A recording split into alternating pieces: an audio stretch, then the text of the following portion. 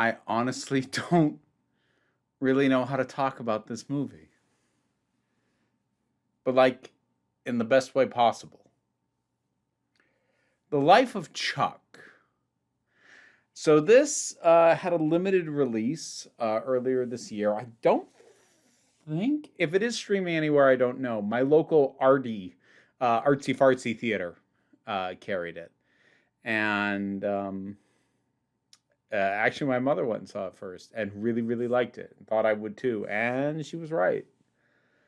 I really, really like this. Now, if you look up the bare bones of this, not plot synopsis, but just who's involved, it's got a heck of a cast.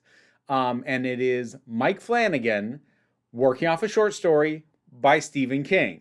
Mike Flanagan of Haunting of Hill House or Haunting of Bly Manor, and I think Gerald's Game, which I still haven't seen. So like, dude's worked on Stephen King stuff before. Does a lot of horror. This is something else. I mean, keep in mind, Stephen King himself, not everything he's ever written is flat out horror. He's done a lot of other stuff, you know, whether it is The Body, which was the basis for Stand By Me, or The Green Mile, or The Shawshank Redemption. He can stretch, and this has the feeling of that. So I'm gonna kind of dance around what it's about, if you'll forgive me, just because I know very few people have seen this, so far as I can tell. But we have Tom Hiddleston as the titular Chuck.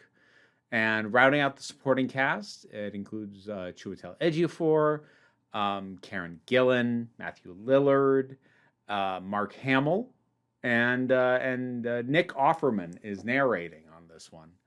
And there's a few other people I recognize as well, but those are some of the bigger names. And some of these folks only have like one scene, but it's really magnificently performed. Like everybody brings their A game to their performances, including some young performers. There's some kids and some teens in this who all do real good work. What is this about? Okay. So this is a comparison I was really, really, really hesitant to make. But I don't want to say too much about what it's about for the same reason when I first saw Everything Everywhere All at Once. I didn't really want to talk about what that was about too much, because I think this is something that benefits from knowing not a lot about it. I'd seen a trailer, and the trailer is just kind of vibes. The trailer is not going to give you much in the way of plot. And I had a recommendation from my mother, and that was kind of all I had. And I'm kind of glad that was all I had. Because there is a lot going on in this.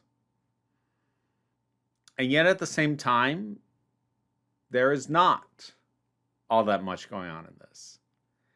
This is an enormous story. It's a small story. It is both simultaneously, and it threads that needle really, really beautifully. This is a acknowledgement of grief and of loss, but it's also a celebration of life and the anxiety that comes with just living. Oh, I don't think I even want to have a spoiler section on this, because again, like, I know not a lot of people have seen it. But the way that it is able to interweave and the way that it's structured, it's to say that it's reverse chronological is not quite accurate, but kind of along those lines. It literally it has 3 acts, and it does the chapter titles things that some movies do. And it starts with Act 3, and then Act 2, and then Act 1.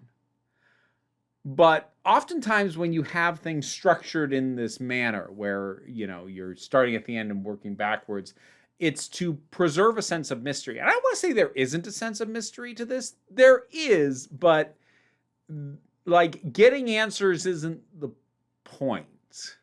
Like, there's on the front end, there's a mystery that you can probably sort, by the time you're through the second act. And on the back end, and in the last act, Act 1, there is a mystery that you will probably know the answer to well ahead of when that answer is given, but that doesn't matter because the answer isn't the point.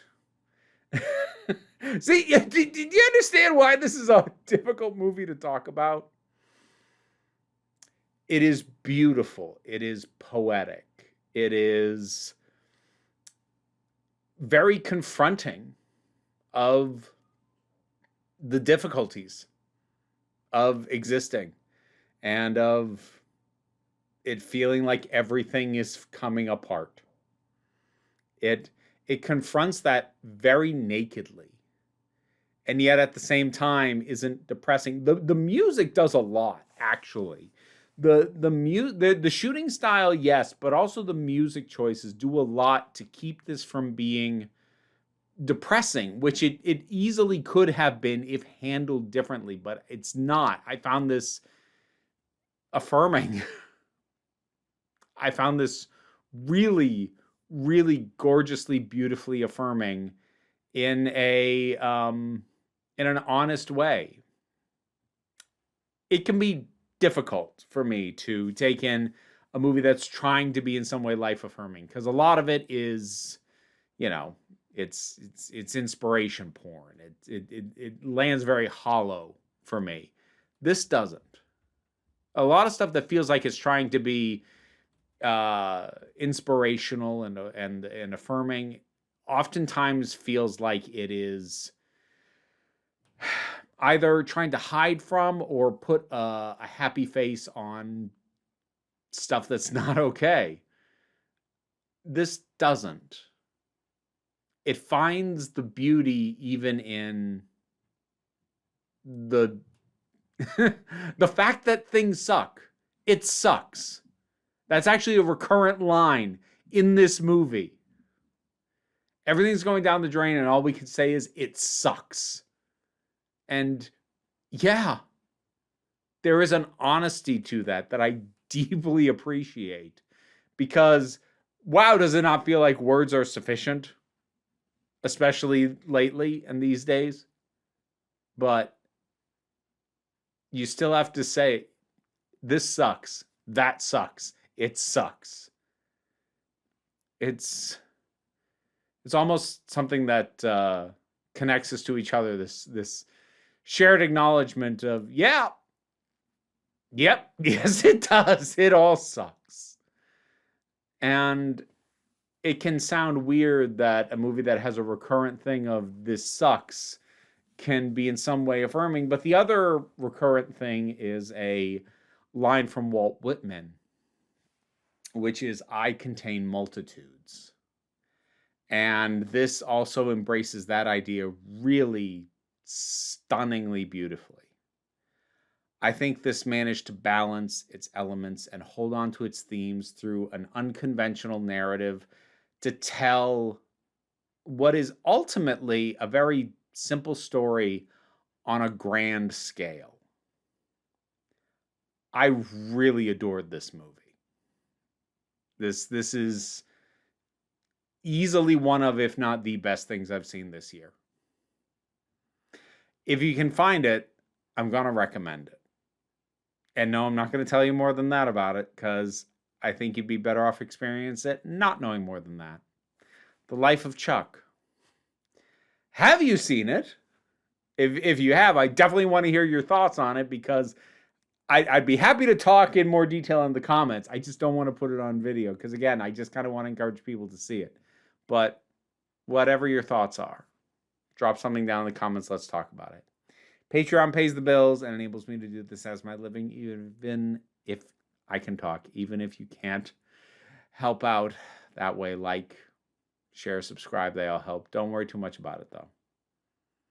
We take a relaxed attitude around here, so you can just come on back next time you need a break. And you know what? Normally it's a sign-off I use for the main channel, but for this movie, it feels fitting. I want you to remember that you are beautiful, you are valid, and you are loved. And yeah, the movie did make me cry a couple of times. So there you go.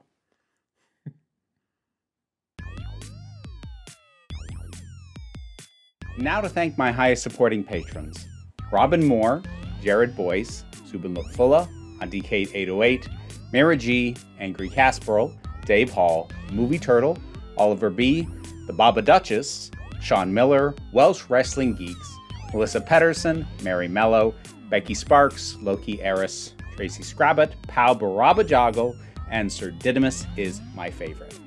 I also want to give my thanks to all the supporters who didn't get named, because you are all indeed very nifty people. You could be a nifty person too if you go support me on Patreon. And there's the clause. Ugh.